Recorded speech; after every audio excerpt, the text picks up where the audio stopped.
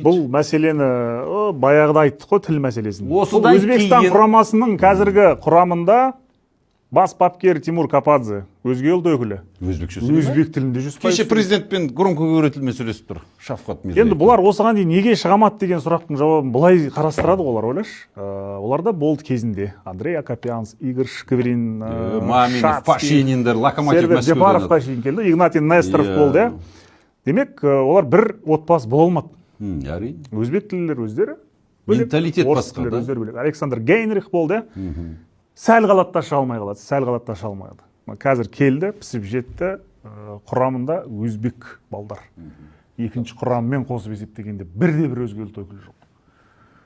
Бір тілде сөйлейді, бір отбасы болды, бірікті, жұдырық болып жұмылды, әлем чемпионатына шықты.